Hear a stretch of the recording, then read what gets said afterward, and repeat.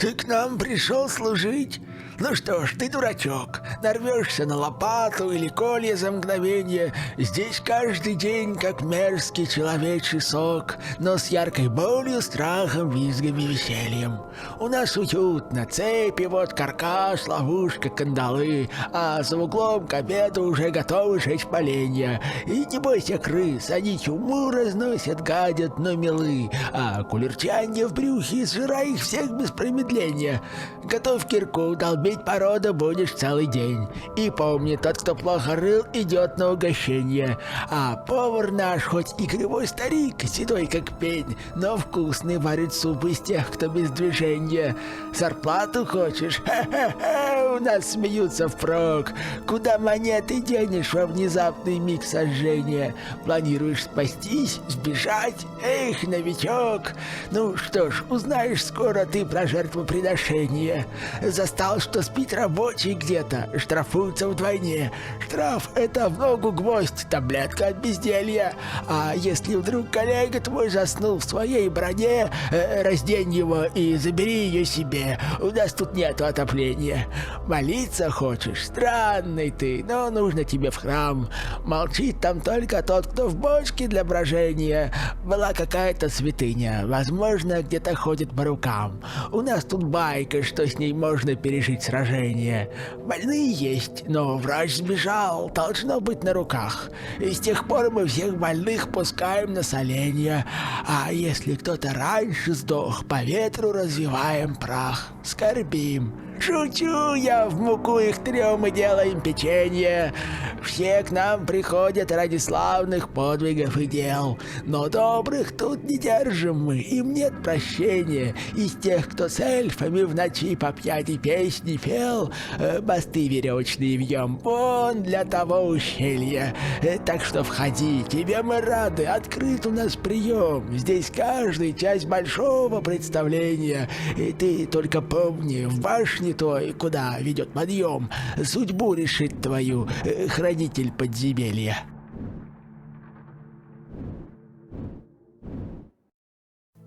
А вам когда-нибудь хотелось стать злым? Ну, хотя бы на время. Творить зло во имя зла, повелевать прислужниками, жестоко наказывать провинившихся? Нет? Точно? Или да? В общем, вы пока подумайте. Мы же пока поговорим о жанрах.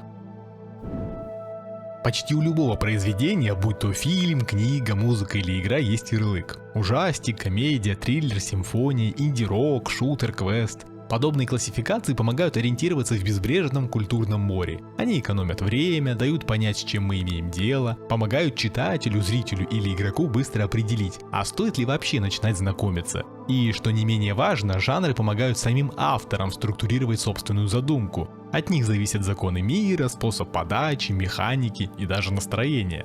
Но со временем жанровые рамки начинают сжать. Авторы тянутся к свободе, появляются поджанры, гибриды, слияния. Иногда от желания расширить возможности, и иногда от банального истощения идей внутри жанра. Кто-то первым начинает смешивать ужасы с комедией, кто-то врывается с элементами RPG в экшен, кто-то вставляет экономику туда, где раньше хватало автоматной очереди.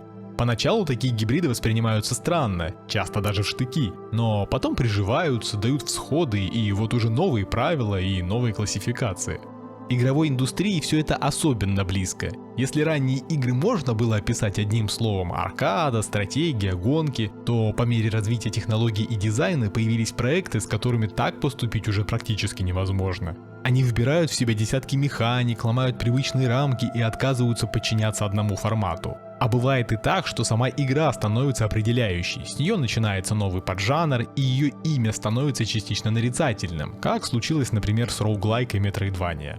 Но иногда происходят действительно редкие вещи. Вместо того, чтобы двигаться по привычной эволюционной лестнице, игра просто появляется и сразу, как нечто уникальное. Без прототипов, без пробных шагов, она берет сразу несколько жанров, сплавляет их в единое целое, создает то, что никто до нее не делал, и главное, делает это довольно неплохо и гармонично. Но это не становится толчком для появления десятков клонов, не создает новое течение в игровой индустрии, но тем не менее, даже спустя десятилетия ее все еще могут вспоминать с восторгом. Ну так что, хочется быть злыми? Или все еще не уверены? Или хочется, но совсем чуть-чуть? Замечательно, ведь этого вполне достаточно, так как почти 30 лет назад такую возможность всем нам подарила одна британская студия, уже тогда известная своими нестандартными подходами. Это была Bullfrog Productions, компания, подарившая миру Populous, Theme Park, Syndicate и другие нестандартные стратегии.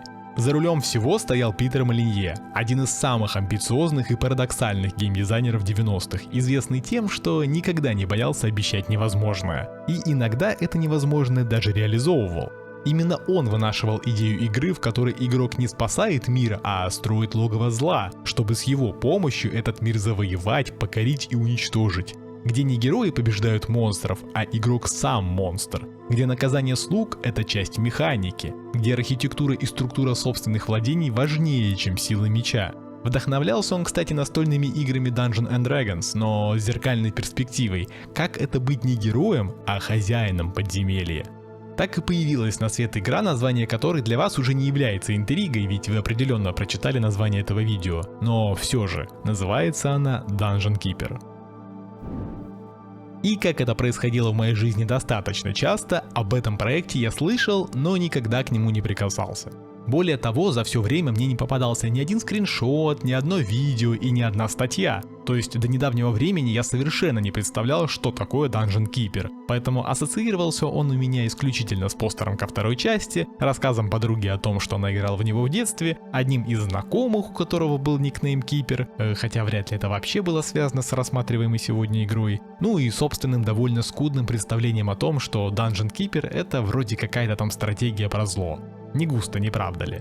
Но тем не менее, перебирая список всех существующих игр, я обратил внимание на эту игру. И да, хотя мое чувство прекрасного билось в конвульсиях, когда я впервые рассматривал скриншоты в Steam, я его все-таки угомонил и теперь готов рассказать о том, как игра ощущается сегодня.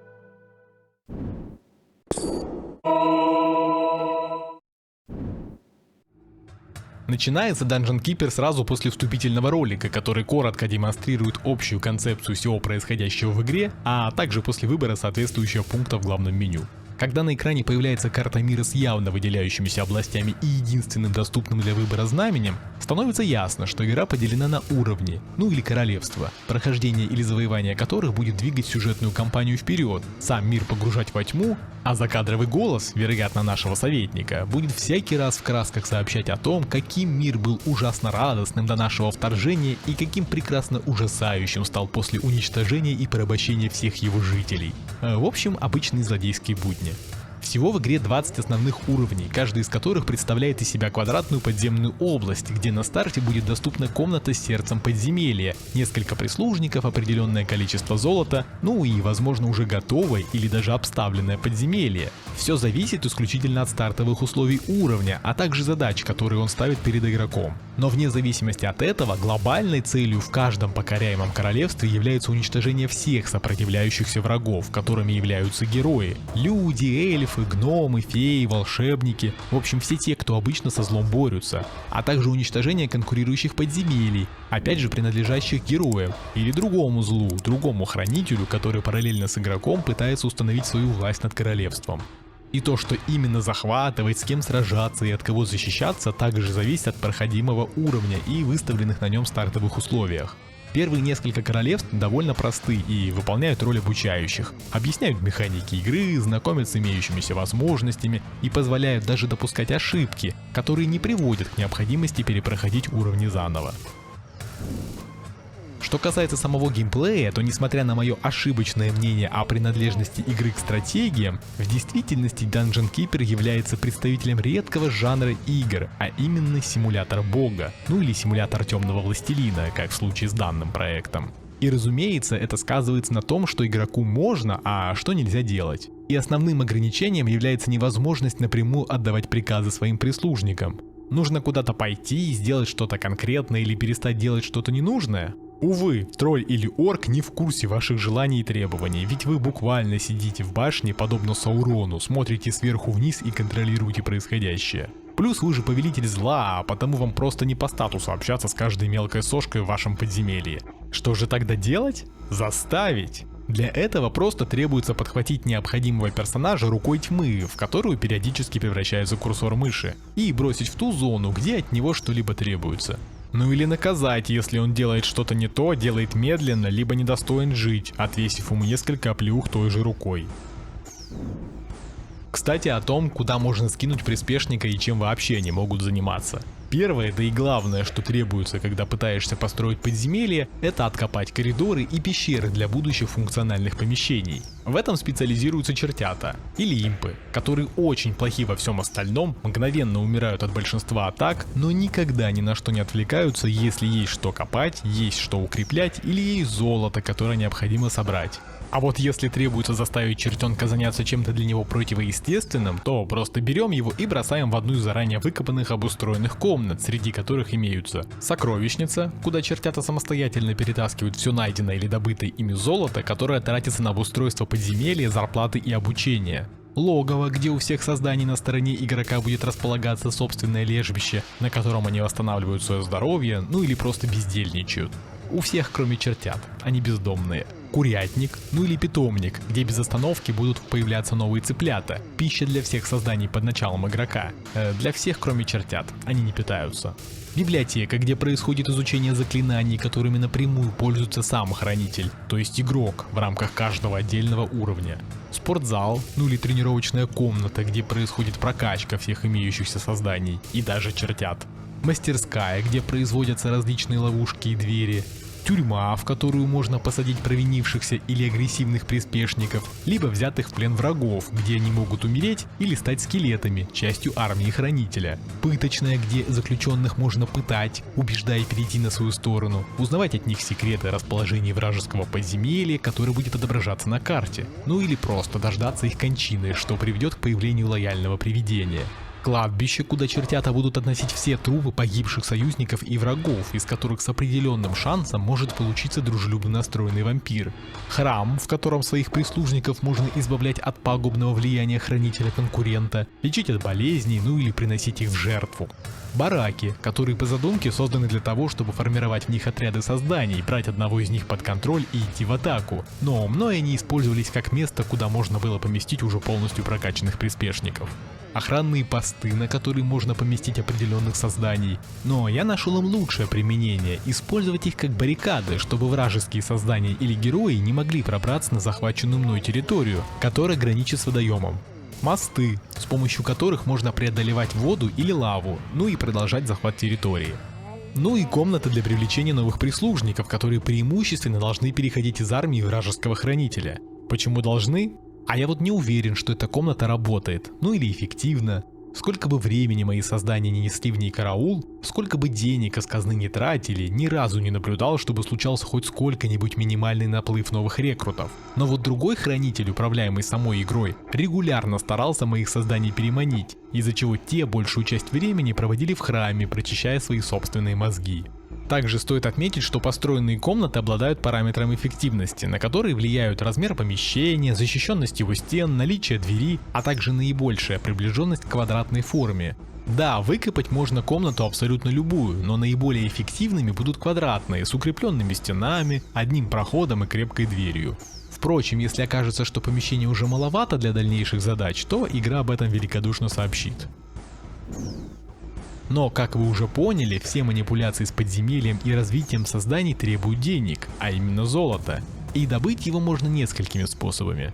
С помощью чертят из золотых жил, найти в процессе исследования уровня в откопанных комнатах, собрать с трупов убитых чертят противника, ну или добраться до редких залежей минералов, которые являются бесконечным источником золота, но они всегда доступны в начале уровня, не всегда к ним можно легко подобраться и они не всегда могут полностью покрыть все потребности, но тем не менее с ними всегда можно выбраться из очень плачевного положения. Также золото могут таскать не только чертята, но и сам хранитель, то есть игрок, своей рукой тьмы. Это полезно для быстрого перемещения средств из одной сокровищницы в другую, для сбора золота из тех мест, куда не могут добраться прислужники, ну или для поднятия им настроения, чего можно добиться буквально устроив им золотой дождь. И разумеется, если получится захватить вражескую сокровищницу, то все ее содержимое также будет приплюсовано к доступным средствам.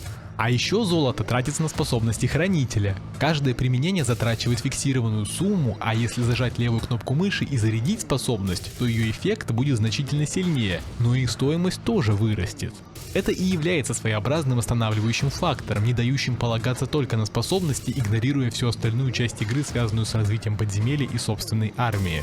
Но так или иначе, заклинания могут быть очень эффективными, так как с их помощью можно бить врагов молниями, засыпать их булыжниками, отравлять, превращать в цыплят, а своих существ можно лечить, ускорять, защищать, делать невидимыми, наказывать и так далее. Ну и еще есть заклинания, позволяющие разрушать стены или просто устроить Армагеддон, что при удачном стечении обстоятельств поможет быстро победить оппонента.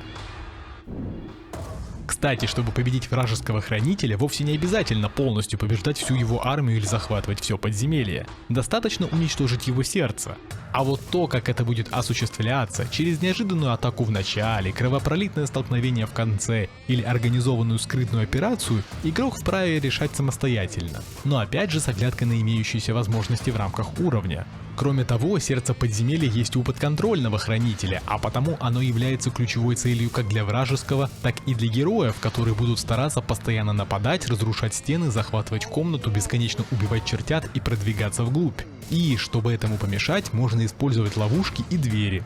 Последние, что логично, тормозят продвижение, вынуждая врагов тратить время на преодоление подобных препятствий. А вот ловушки, что опять же логично, ориентированы на то, чтобы наносить противникам урон. Как я уже отметил, производятся они в мастерской, но вот количество одновременно созданных, но еще не установленных, зависит от размера комнаты, а скорость производства от ее эффективности и прокачки мастеров, лучшими из которых являются тролли. И, что не стоит забывать, если установленная ловушка срабатывает и больше не представляет угрозы для противников, она все еще считается установленной и вновь будет функционировать, когда чертенок принесет на ее место замену. Поэтому, чтобы автоматическая перезарядка не происходила, ловушки, даже использованные, необходимо убирать вручную.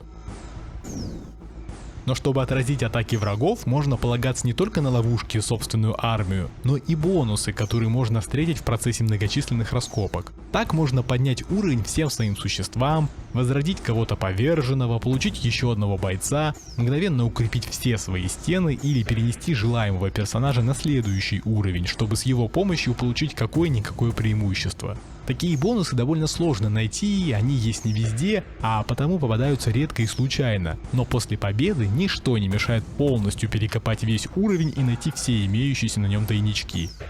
Ну и да, еще одним своеобразным бонусом будет доступ на секретный уровень, коих я насчитал 6 штук. Каждый из них предлагает уникальное прохождение, которое будет скорее отвлечением от основной кампании и возможностью испытать свои навыки в том или ином аспекте игры. Здесь не нужно целенаправленно уничтожать героя в сердце вражеского подземелья и тренировать созданий. Здесь нужно просто развлекаться и отвлекаться, получая в награду довольно сильных существ, с которыми можно начать какой-либо основной уровень. Но если все откладывать на потом, как я, и пройти бонусные уровни в самом конце, то все награды потеряют всякий смысл. Поэтому не делайте так.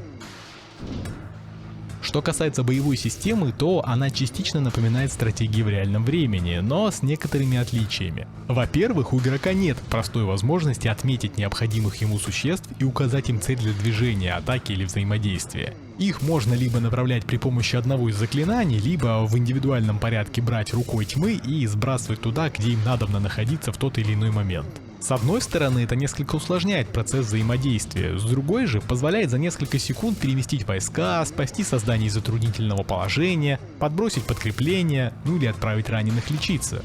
Во-вторых, каждое создание — это не просто боевая единица, это отдельная, пусть и довольно примитивная личность. Любой прислужник может обидеться, разозлиться, проголодаться, устать и так далее. И поэтому, даже если игроку требуется, чтобы он куда-то шел, что-то ломал и с кем-то сражался, то, как в стратегии, слепо и беспрекословно, приспешник это делать не будет. Да, можно заставить, но это также может привести к негативным последствиям. Но вообще подобная смена настроения предполагает, что о приспешниках, даже будучи самым злым злом, нужно заботиться, так как мир без них не захватить. Ну и в-третьих, игрок никак не способен значительно увеличить численность своего войска. Существа прибывают случайно, в небольшом количестве и только после захвата портала. А единственные, кого можно наплодить в большом количестве и кто не будет возмущаться, это чертята, но бойцы из них никакие. Поэтому, будучи хранителем, о каждом существе нужно думать, стараться не потерять, стараться удовлетворять его потребности, и дополнительно пополнять войска сломленными пленными и различного рода нежитью. И да, на первых порах это действительно может напоминать стратегию, но довольно скоро понимаешь, что от этого жанра, как от многих других, в Dungeon Keeper лишь отдельные элементы. Кстати, об отдельных жанрах и их элементах. Среди заклинаний хранителя есть такое, которое позволяет брать под контроль конкретное создание и управлять им непосредственно, без необходимости брать рукой, куда-либо перетаскивать и так далее. Именно таким образом реализовано управление отрядом, которое формируется в бараках. Но главное здесь другое. Главное, что при использовании этого заклинания игра переключается в совершенно другой режим и даже, возможно, жанр, потому что мы управляем созданием не с изометрической перспективы, а от первого лица. Да, мы буквально вселяемся в создание и начинаем им двигаться, использовать его собственные умения, количество разнообразия которых зависит от уровня, самолично сражаться с противниками, исследовать скрытые области и так далее. И сначала кажется: о, прикольно. Но потом, на более поздних уровнях, понимаешь, что данная возможность добавлена не просто для галочки, а действительно выполняет довольно важную стратегическую роль, которая довольно сильно может разнообразить вариативность, итоговый результат да и игровой опыт. Ну и да, такая вот шутерная составляющая в игре реализована довольно неплохо, и если поначалу она может показаться неудобной, то уже спустя пару минут ты полностью к ней привыкаешь и начинаешь активно вырезать вражеские войска, пока твоя собственная армия проводит время в качалке. И что забавно, именно благодаря возможности брать под контроль создание, я закончил прохождение последнего уровня. Определенно, это можно сделать и другими, более привычными способами, но игра дала мне возможность, и я ее использовал, причем не где-то на ранних этапах, либо в чем-то незначительном, а непосредственно в финале всего прохождения. И это просто отлично. Но что касается геймплея в целом, то в целом он мне тоже понравился. Да, каждый уровень ставит перед тобой практически идентичные задачи, лишь меняя некоторые переменные, добавляя или удаляя некоторые возможности, усиливая или ослабляя врагов. Но в этом и заключается суть игры – пройти очередное предложенное испытание. Это своего рода тактическая головоломка, где необходимо выяснить новые обстоятельства, оценить собственные возможности, распланировать очередность действий, сбалансировать заработок и расходы золота, выяснить расположение врага, подготовить армию и сойтись со своим оппонентом в последней битве. Согласен, в целом звучит как описание стратегии, но Dungeon Keeper это все-таки про другое, да и играется несколько иначе, но все-таки довольно весело, бодро и интересно. Ну и да, ощущение, что игре уже почти 30 лет у меня в процессе прохождения не возникало. Отчасти потому, что она действительно напичкана довольно большим количеством разнообразных возможностей. Отчасти потому, что я заранее, пусть и не совсем осознанно, подготовил игру к первому прохождению в 2025 году.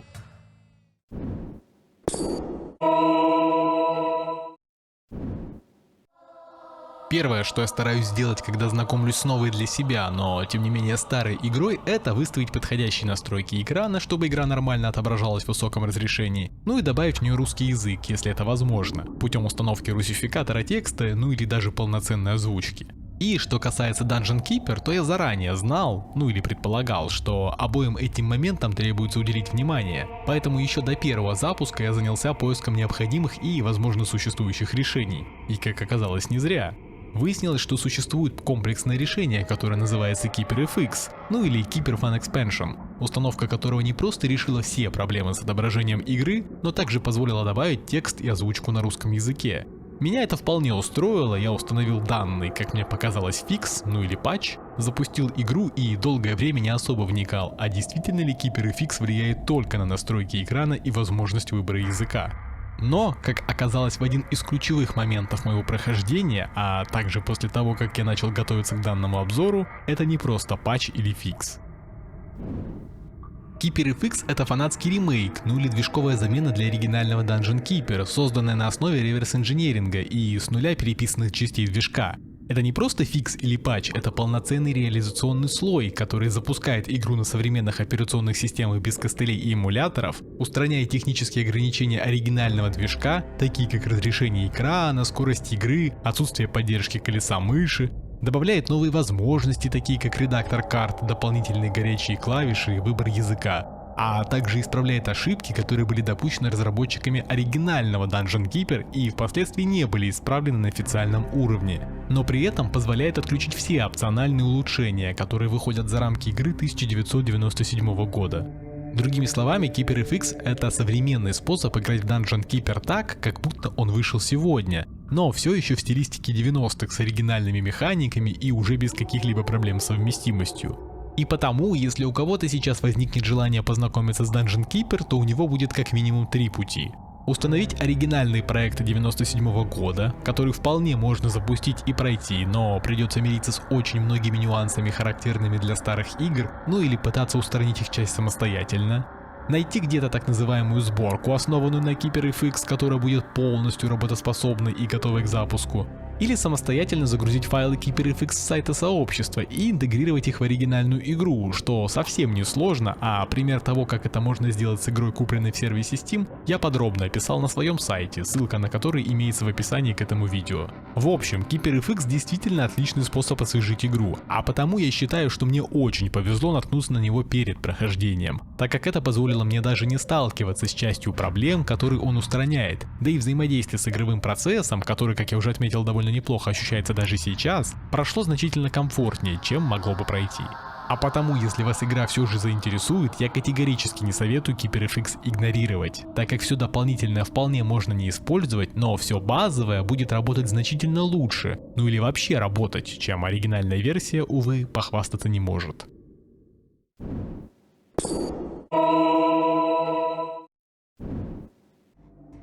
Изначально может показаться, что в игре сюжета нет, но он вроде как есть. Но только не тот, где герой с благородным сердцем спасает королевство, сражается с древним злом и заводит дружбу с говорящей лягушкой. В Dungeon Keeper все наоборот. Вы то самое зло, древнее и злопамятное. А сюжет здесь это череда эпизодов о том, как вы методично превращаете цветущий мир в пепелище. Одно королевство за другим. Без сожалений, без угрызений совести. Лишь бы у ваших жадных лап было больше золота, комнат и послушных миньонов. Но при всей нарочитой простоте история в Dungeon Keeper все-таки работает. И не столько потому, что она сложная, она предельно примитивная, а потому что она честная. Здесь нет драмы, нет двойного дна, нет «ты на самом деле герой, просто неправильно понятый». Нет, вы злой повелитель. Точка. Сюжет просто дает вам поводы творить пакости в новых землях. И делает это с таким черным юмором и такой долей театральности, что начинаешь ждать каждую следующую миссию не только из-за геймплея, а чтобы послушать, как очередной благородный край погряз в пороке, отчаянии и долговых обязательствах. Именно в этих коротких вступлениях к уровням прячется весь шарм столь незаметного сюжета. Нам рассказывают, как милый городок славился пирогами и праздниками, а теперь он очередная жертва наших подземных амбиций. С каждым уровнем повествование становится все едче и веселее. Здесь нет морализаторства, нет попытки заставить вас чувствовать вину. Dungeon Keeper не оправдывает злодейство, оно тут по умолчанию и, как гласит лейтмотив игры, зло это хорошо. И тут вернитесь к тому, что я упоминал в начале. Помните, как иногда игры появляются сразу с таким коктейлем идей, что их невозможно уместить в один жанр? Вот сюжет Dungeon Keeper из той же категории. Это не просто кампания, это сатира, это пародия, это насмешка над архетипами правильного фэнтези. И при этом вполне себе последовательная история захвата мира, рассказанная голосом с саркастичным акцентом, из-за которого хочется сидеть в меню миссии и слушать. Но только если с выбором озвучки повезло, ну или если играешь с оригинальной, британской. Так что да, сюжет есть, и он не про что-то привычное и знакомое, он про то, как все вокруг медленно и бесповоротно превращаются в ваших подданных.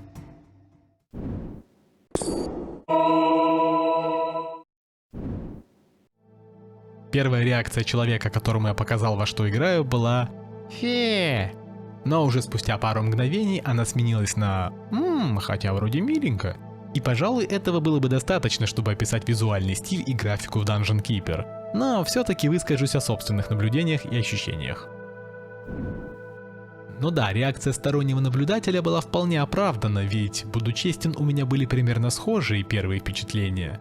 Изначально внешний вид Dungeon Keeper вызывает легкую оторопь, особенно сегодня, ведь и спрайты здесь с очень низким разрешением, и небольшое количество 3D объектов с крайне скромным набором полигонов, и текстуры во всех тоннелях и комнатах максимально однотипные, и анимации созданий не блещут разнообразием, а также сами по себе довольно примитивные, и цветовая палитра крайне ограниченная, и геометрия подземелий в общем-то проста и элементарна, и наполнение комнат, исключая функциональные объекты, отсутствует.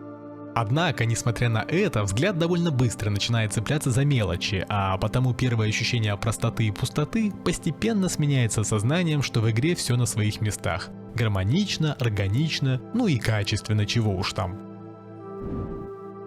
Выбранные и использованные цвета хоть и однотипно приглушенные, но вполне соответствуют подземному антуражу. Здесь не наблюдается стерильная чистота, легкость, простор, радость и счастье. Темные оттенки, даже изначально ярких цветов, по-хорошему давят, даже просторные помещения делают значительно теснее, а также компенсируют отсутствие деталей в комнатах, отвлекая взгляд от их незначительного наполнения.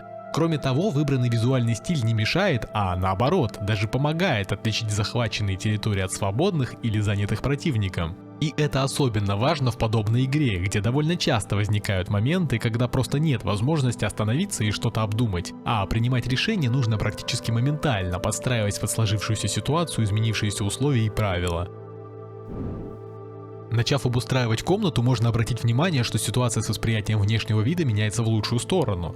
Да, все расставляемые объекты совершенно одинаковые и простые, но их, пусть и довольно элементарная анимация, наполняет подземелье движением и жизнью. Станки в мастерской пыхтят и пульсируют, тренировочные снаряды вращаются, цыплята в курятнике безостановочно вылупляются и бегают по загону, а в пыточной камере каждый тип созданий по-собственному, зачастую с индивидуальной анимацией, переживает невыносимые истязания, ну или получает от них непередаваемое удовольствие.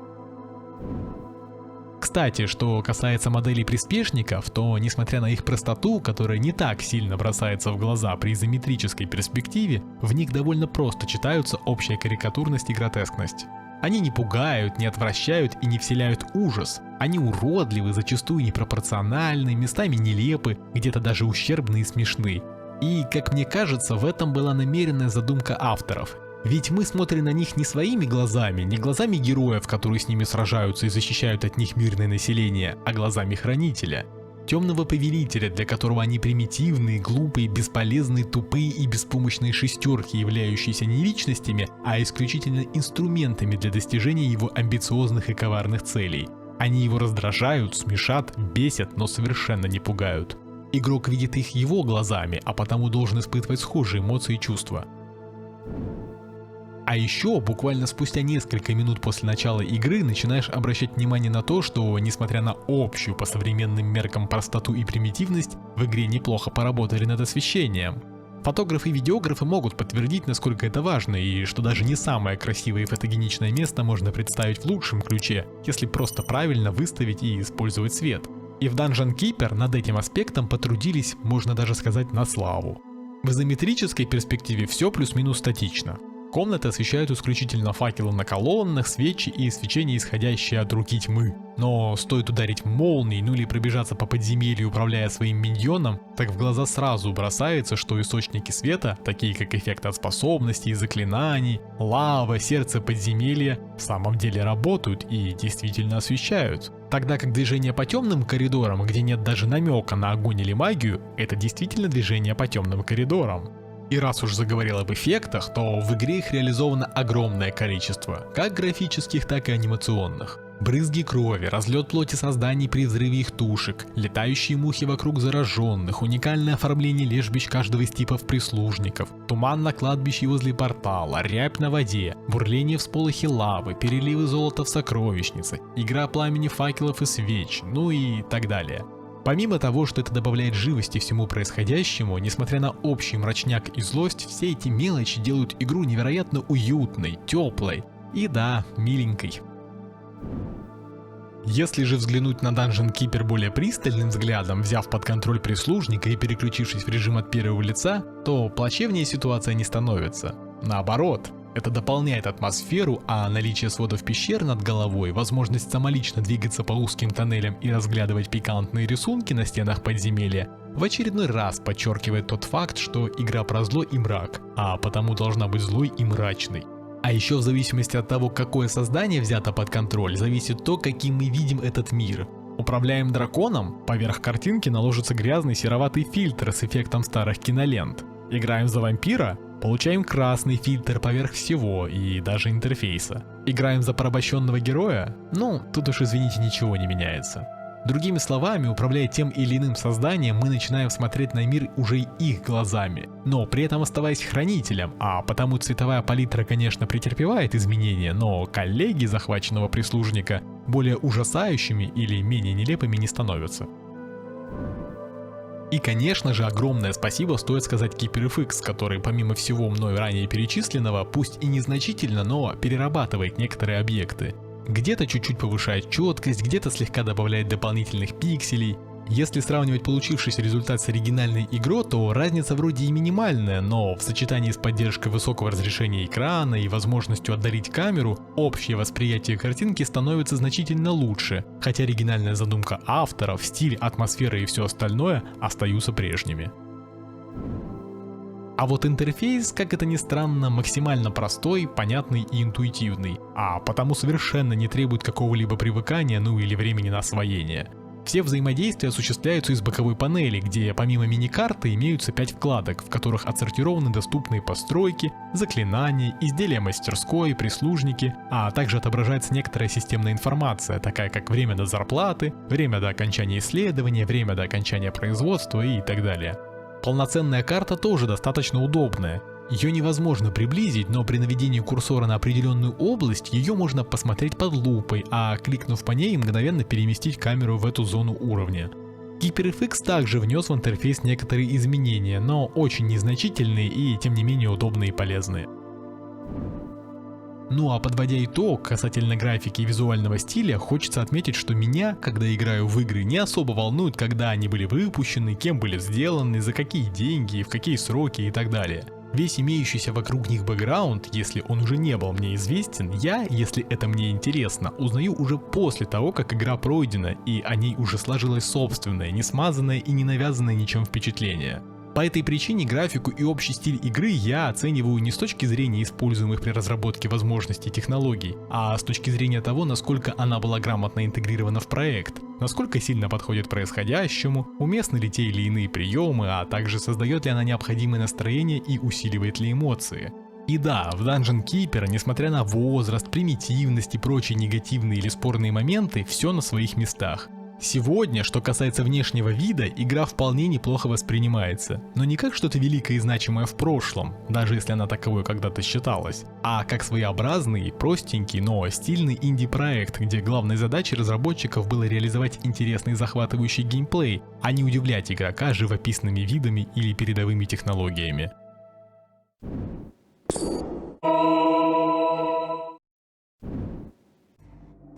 Музыка в Dungeon Keeper определенно не для меломанов. Ее немного, она часто повторяется и почти всегда работает на фоне. Но в том-то и дело, она не мешает, не перетягивает на себя внимание и не превращается в раздражающую петлю даже спустя несколько часов. Это не та игра, где музыку стоит запоминать по названию трека или имени композитора. Это та игра, где ты просто начинаешь ощущать ее внутри, как часть подземелья, как его голос. Сочиненная сдержанно, мрачно и ритмично, она не рисует тебе злодейский пафос в лоб, а подталкивает к нему приобщиться и им проникнуться. Гул, приглушенные синты, тягучие петли – все это работает на погружение, а не на вау-эффект. Однако композиций немного, и большинство уровней крутит один и тот же довольно ограниченный перечень. Но, как ни странно, это не минус, так как музыка при всем при этом не надоедает. Она как старый кондиционер, шумит где-то на фоне, но ты уже просто не представляешь помещение без него. Но вот звуковое оформление гораздо более выразительное. Здесь Dungeon Keeper раскрывается, ты слышишь, что живешь в подземелье. Чертята, копающие породу, воинственные вопли, писк жертвенных цыплят, звон золота, сдавленные стоны с пыточного стола. Вся игра как звуковая карта подземной жизни. Без этих звуков игра воспринималась бы как сухая и поверхностная, но тут ты чувствуешь органику. Возводимая система реагирует на твои действия шумом, скрежетом и визгом. Это больше, чем звуки, это обратная связь с собственным подземельем. И все-таки звук, в отличие от музыки, может утомлять, а особенно если застрять на уровне. Повторяющиеся циклы, хоть и атмосферные, со временем начинают работать на износ. Никакой динамики, никакой смены звуковой сцены. Просто один и тот же звуковой ландшафт, который потихоньку съедает твое внимание. Благо, что не сразу, а если еще сильнее снизить громкость, то внимание вновь сосредотачивается на геймплее, а звук снова становится вспомогательным инструментом. Что касается озвучки, то в моем случае она была на русском языке и была установлена при помощи Keeper FX. И менять ее на другую за все время прохождения мне не захотелось. Актер, который проговаривает все сюжетные вставки, не копирует оригинал и на самом деле правильно делает. Его интонации раздраженно-издевательские, высокомерные и в то же время с налетом раболепия. Именно то, что нужно, не закадровый герой, а голос самой системы зла, которая с тобой заодно, но все же ниже тебя по рангу, а потому восхищается, льстит и пытается соответствовать коварству хранителя. Но жаль, что его мало. Основные фразы только перед началом уровня и в финале, все остальное функциональные уведомления. Ваши создания начинают злиться, у вас остается мало золота, ваши создания уходят. Все это читается уже другим голосом с подходящей интонацией, но сухо, коротко и строго по шаблону. Реплик немного, и все, что ты слышишь в первые часы, будешь слышать до самого конца. Оживляют картинку разве что случайные смешные фразы врагов, но они редкие и скорее исключения. Как оказалось, для Keeper FX была выбрана озвучка от CSW Group, и выбор, признаюсь, был верным, так как, послушав другие, коих еще нашлось аж 6 вариантов, я запросто могу признать, что они до оригинала точно не дотягивают. В целом, несмотря на то, что играл я довольно долго, окончательно надоесть музыка и звуки мне не смогли. А так как во время игр я не привык слушать что-то на фоне, то это определенный комплимент для Dungeon Keeper, так как цикличность и однообразие все же не стали столь уж критичным минусом.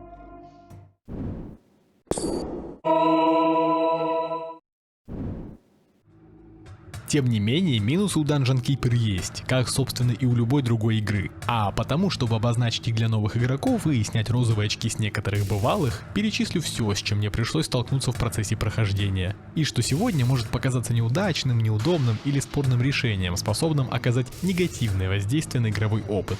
Но напомню, что играл я с Keeper FX, который исправляет очень многое, а потому не стану упоминать невозможность использовать колесо мыши, ее высокую чувствительность, невозможность выставить высокое разрешение экрана и прочие подобные проблемы, так как фанатский ремейк все это чинит и адаптирует под современные реалии. Конечно, при желании познакомиться с оригиналом неизбежно придется столкнуться и с такими проблемами, но шанс их избежать имеется, а потому просто не стоит его игнорировать. В общем, приступим. Создания делятся на несколько типов, но в рамках одного они совершенно одинаковые. Все это приводит к тому, что когда несколько одинаковых прислужников находятся в одной комнате и участвуют в одном бою, ну или просто двигаются по тоннелям, а их модельки перекрывают друг друга, буквально дублируясь, очень сложно выбрать рукой тьмы конкретного миньона, чтобы перетащить его в безопасную зону, применить к нему заклинания, ну или просто навсегда переместить туда, где он не будет смешиваться с собратьями. Периодически именно из-за этого проигрываешь в сражениях, так как точечное воздействие на собственные войска реализовано не столь удобно, когда дело доходит до массовых побоищ. Однако, раз проблема с выбором конкретного миньона имеется, причем не важна причина, давность выхода игры, технические ограничения, ну или авторское видение, неважно, то было бы логично реализовать массовое воздействие на приспешников. Да, это не стратегия в полной мере, а потому условное выделение всех своих войск было бы лишним, но, например, вылечить всю группу сражающихся, ну или ускорить всех сразу, без необходимости прокликивать одним заклинанием по каждому созданию, вполне логичное, на мой взгляд, и правильное решение. Но нет, это сделать тоже нельзя, а потому, желая применить заклинание, ты вынужден либо оттягивать этот момент, дожидаясь, когда создание отделится от группы, рискуя его потерять, либо наугад щелкать по всем своим прислужникам, надеясь попасть по необходимому, ну и опять же теряя время на лишние нажатия. Но вот оппонент, а точнее другой хранитель, управляемый самой игрой, подобных проблем просто не испытывает. Мало того, что на всех уровнях он находится в заведомо более выигрышном положении, что проблемой не является, так еще и скорость его реакции в разы превосходит игрока. В бою он моментально высыпает на тебя все свои войска, безошибочно лечит и усиливает тех, кого требуется, да и вообще не испытывает проблем с таймингами, тогда как ты вынужден приспосабливаться. И да, со временем ты привыкаешь, адаптируешься и все такое, но хотелось бы просто плюс-минус равных возможностей в плане взаимодействия с созданиями. А то на фоне вражеского хранителя чувствуешь себя каким-то косым неудачником, который, к счастью, каким-то чудом все же оказывается сильнее и в итоге все равно побеждает. Но чтобы победить, зачастую необходимо сделать так, чтобы все твои прислужники, которые будут принимать участие в сражениях, достигли 10 уровня. А потому рано или поздно ты загоняешь их в тренировочную комнату, где они развивают свои навыки, без остановки тратят твое золото и буквально увеличиваются в размерах. И ждешь. Да, прокачка созданий, как оказывается в процессе игры, дело не быстрое. И если на первых уровнях этому можно почти не уделять внимания, то позднее, когда у врага исключительно войска 10 уровня, ты просто вынужден потратить очень много реального времени, чтобы твои бойцы имели хотя бы шанс победить в финальной битве. А поскольку в начале золота не хватает, ты вынужден экономить и откладываешь тренировку до стабилизации финансового положения. То есть проводить ее начиная с самого старта уровня, чтобы к концу уже все были подготовленными, не получится. Так что приходится ждать и наблюдать, как качаются войска и как опустошается сокровищница. А чтобы не повторять этот процесс, ну или вообще не начинать развитие в рамках уровня сначала, в случае, когда терпишь поражение, в Dungeon Keeper необходимо постоянно сохраняться. Не каждую минуту, конечно, но очень часто. Вырыли несколько комнат – сохранитесь. Укрепили стены – сохранитесь. Вышли из первой стычки победителем – сохранитесь. Ну и так далее. И как потом оказывается, слотов для сохранения как-то маловато. Приспособиться, конечно, можно, но порой хотелось бы иметь несколько больше точек для восстановления, а также возможность вернуться на предыдущие уровни, но пустые слоты не всегда имеются, а жаль. Кроме того, сохранение очень полезно при различных экспериментах. Вот скажем, есть в игре храм, с помощью которого можно жертвовать своих прислужников древним богам. Но как? Каких? Сколько? В игре на это нет даже намека.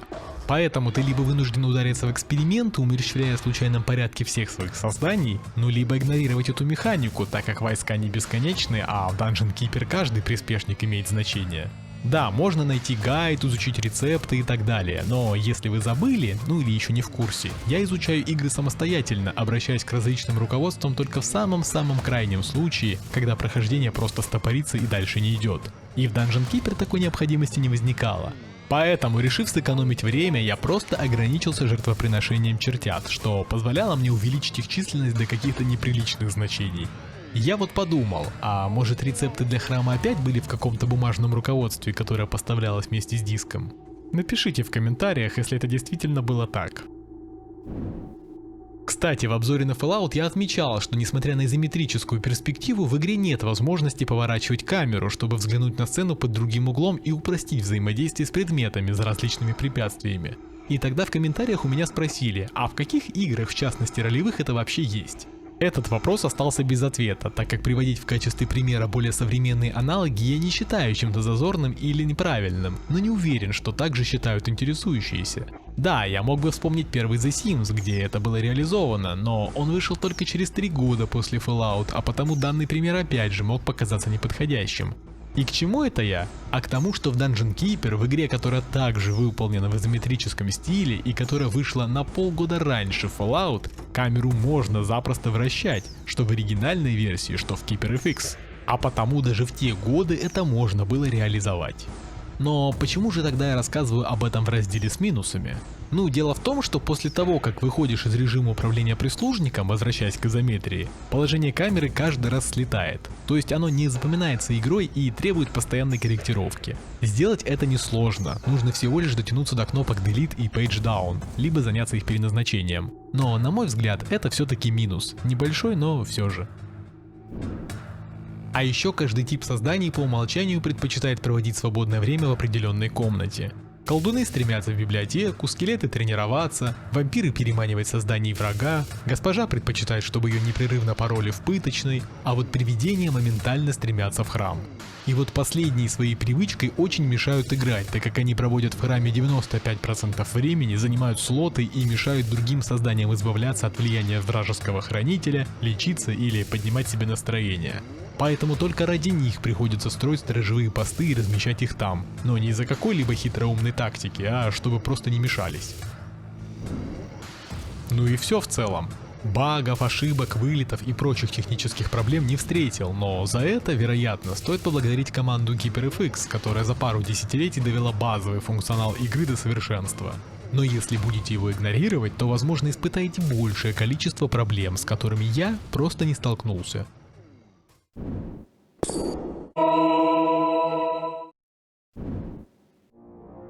Но есть еще один нюанс, который заслуживает отдельного внимания вне общего списка проблем, с которым мне пришлось столкнуться в процессе прохождения, и с которым, вероятнее всего, не сталкивался никто из тех, кто играл исключительно в оригинальную версию игры.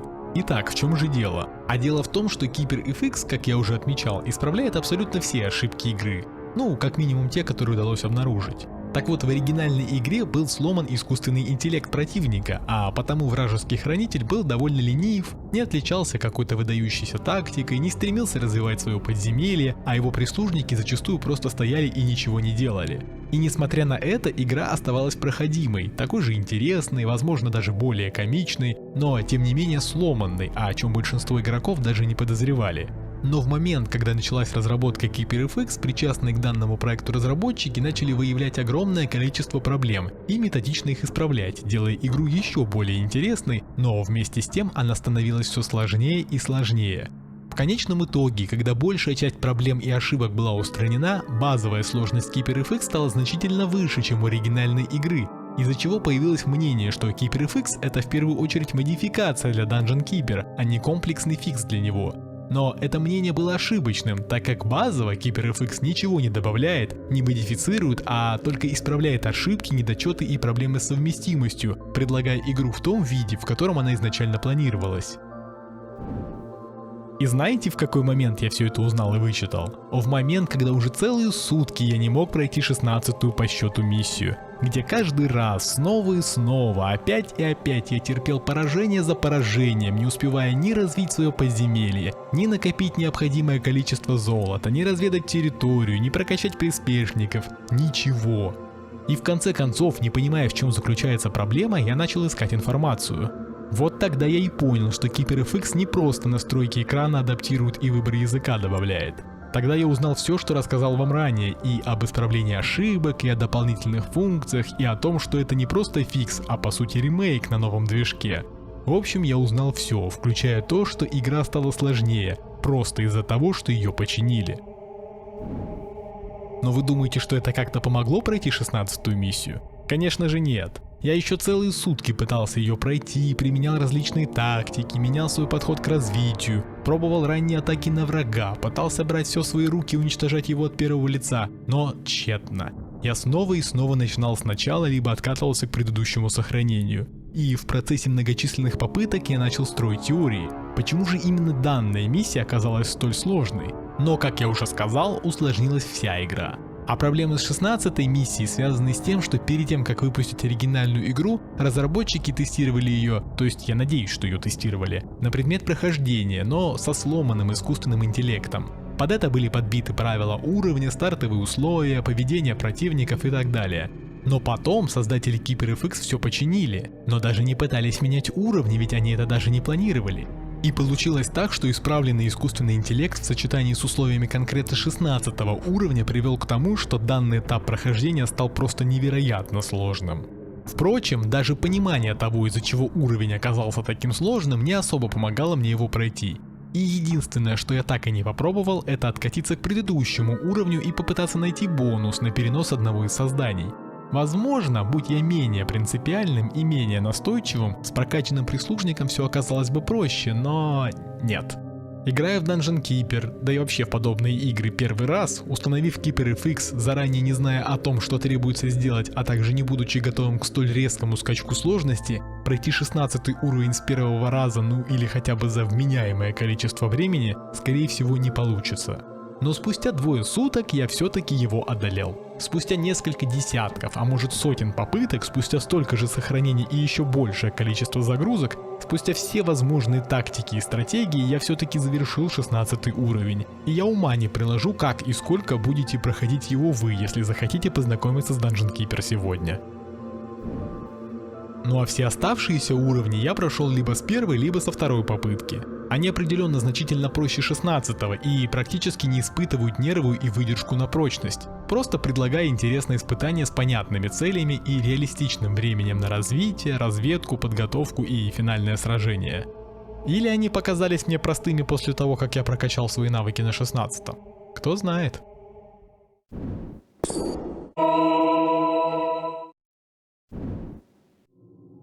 Рассказывая о графике и визуальном стиле, я не просто так обратил внимание на то, что сегодня Dungeon Keeper выглядит как вполне себе современная инди-игра, разработчики которой просто решили выбрать подобный внешний вид, что было обусловлено либо ограниченным бюджетом, либо авторским видением, а может и тем и другим.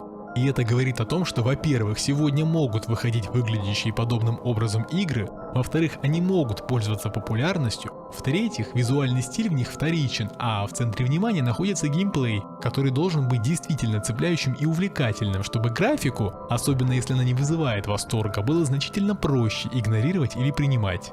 И в Dungeon Keeper с геймплеем все замечательно, так как он не ощущается медленным, топорным, скучным, однообразным, ну или проще говоря, устаревшим.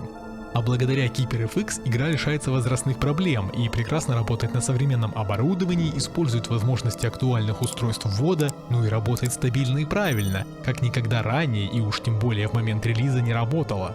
Поэтому, если вас заинтересовала игра, вы терпимы к подобному визуальному стилю, хотите попробовать что-то новое или просто откладывали знакомство с Dungeon Keeper на протяжении многих лет, то сейчас лучшее время познакомиться с этим уникальным, простым для понимания, интересным для освоения и, как ни крути, уютным проектом. Кроме того, если вы хотите попробовать свои силы в стратегиях, то, несмотря на то, что Dungeon Keeper ей не является, он станет неплохим стартом и способом получить первые навыки в данном жанре, объясняя базовые правила, приучая заботиться о ресурсах, следить за бойцами и адаптируя к изометрической перспективе. И да, как вы понимаете, я не могу гарантировать, что вы с легкостью освоите 16 уровень, но пройдя хотя бы 15 из 20, вы уже получите полный спектр эмоций, которые способна подарить игра. Ну а если 16 уровень окажется для вас элементарным, а 20 имеющихся будет недостаточно, то можно обратить внимание на официальное дополнение Deeper Dungeons, которое уже входит в состав Dungeon Keeper Gold и предлагает 15 новых уровней. Ну а если и этого будет мало, то еще большее количество новых компаний и карт станет доступно при использовании Keeper FX, так как в его состав входят фанатские дополнения, коих по сравнению с официальным контентом огромное количество. Кому же не стоит играть в Dungeon Keeper? Тем, кто не переносит спрайты, пиксели, низкое разрешение текстур, да и вообще ретро-стиль, ну или что-то напоминающее ретро-стиль. Тем, кто привык получать от игры исключительно позитив, отдыхать и вообще не напрягаться. Тем, кому полностью безразличны стратегии. Тем, кто играет в игры ради интересного и проработанного сюжета, способного задеть за живое или содержащего в себе какую-либо интригу. Тем, кто считает, что в старые игры не стоит играть только потому, что они старые, отдавая предпочтение новым, пусть и плохим, но красивым. Тем, кто привык проходить игры с первого раза, раздражаясь и психуя, когда требуется вернуться назад или начать сначала. Что касается меня, то игра мне понравилась. И хотя я ожидал, что это будет моя первая полностью пройденная стратегия в реальном времени, чего, как вы понимаете, не случилось, опыт все равно получился интересным, увлекательным и даже слегка эмоциональным. И несмотря на то, что повторно играть в Dungeon Keeper я, конечно же, не буду, уж слишком с большим количеством игр мне еще хочется познакомиться, я с радостью и большим пониманием того, что будет меня ожидать, познакомлюсь с Dungeon Keeper 2, а также с немногочисленными последователями этой серии игр. В общем, на этом все. И не забывайте, что зло — это хорошо, но лишь пока вы щелкаете мышью, а не спускаетесь в собственное подземелье.